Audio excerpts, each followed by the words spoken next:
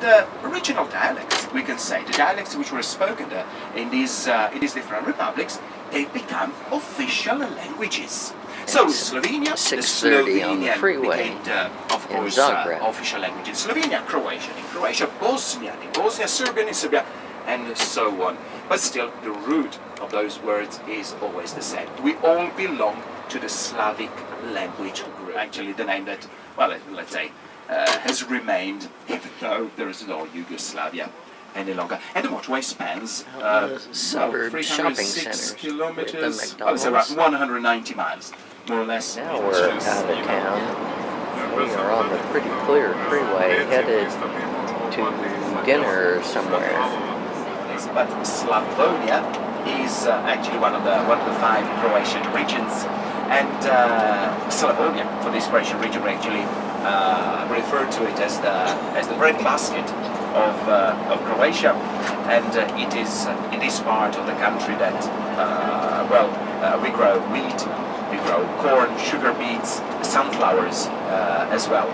According to what the experts say, the fields that we have in this part of the soil are very fertile, and apparently we could feed the whole of Europe. So it is a real shame that still nowadays our agriculture is underdeveloped, and literally it is in an urgent need of modernization.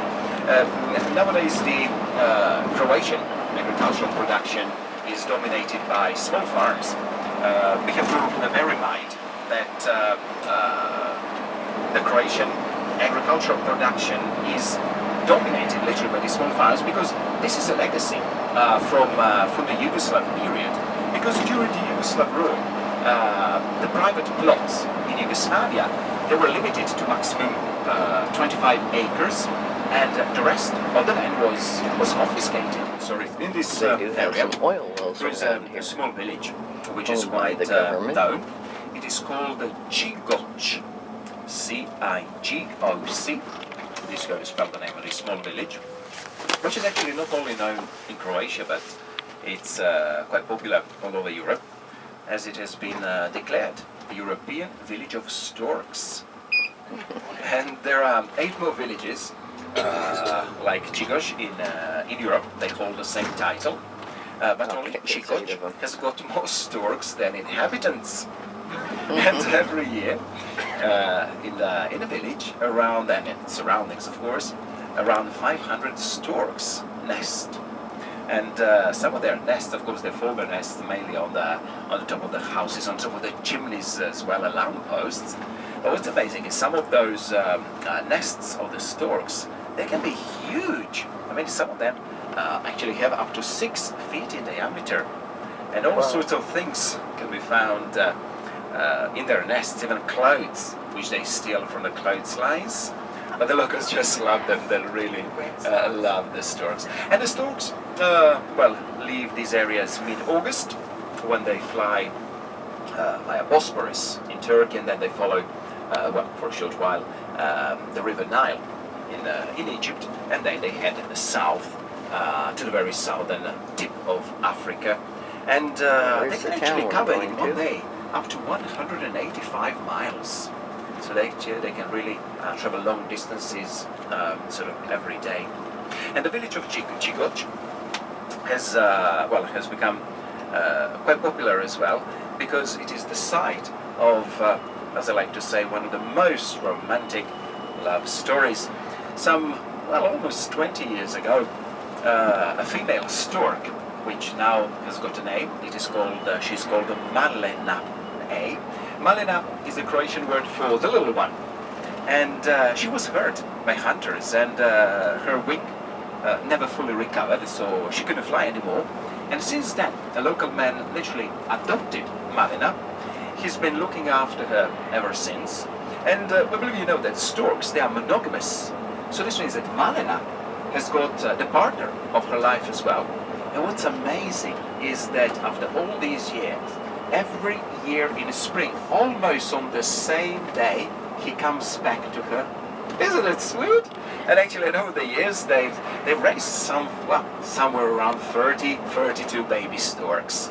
So this is 45 minutes later, we're off the freeway. Okej, And we're out in Ćao, ćao, a vidimo nice se po... rural area. Malo da usporimo ovo. Brnje.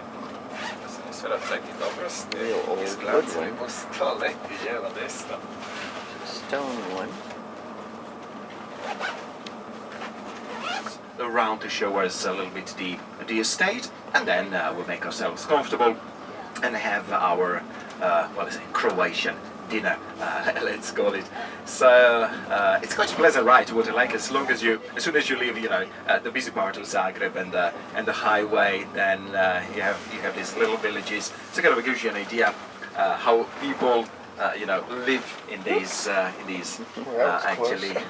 outskirts of Zagreb. So over here we'll be hopping off. Oh, and there are some ladies there as well to meet and greet us in the national costumes. So, welcome, welcome.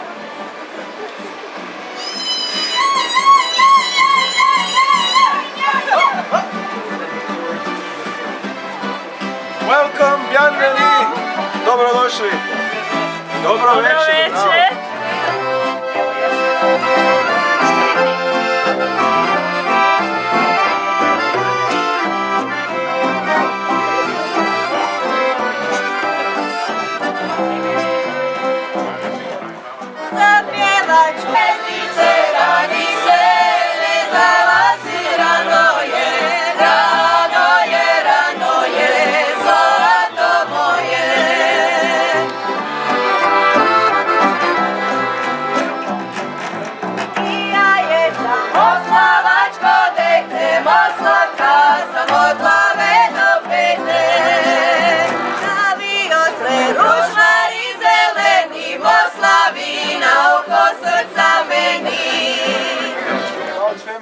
A few words. We are famous in Croatia for our homemade cuisine, traditional Croatian cuisine.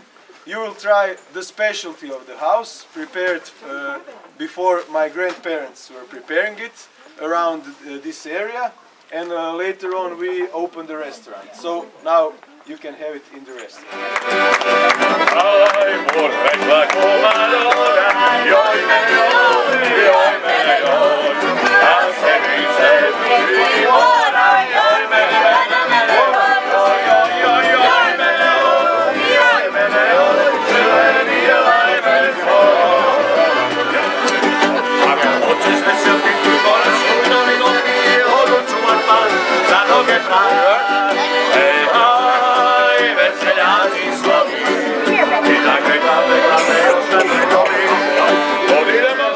This is a small winery.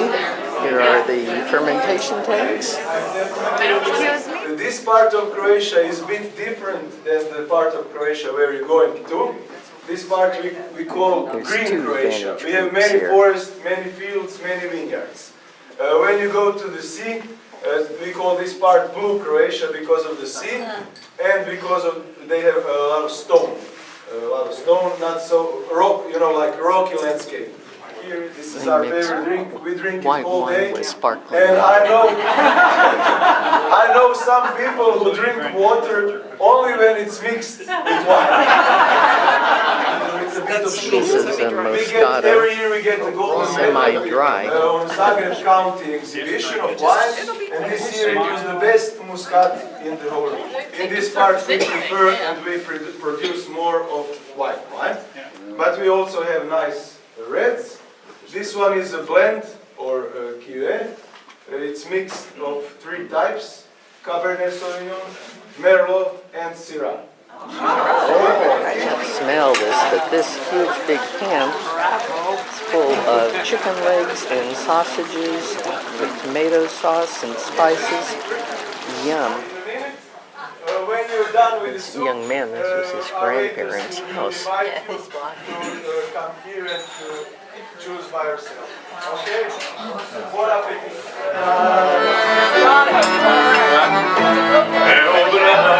Hvala.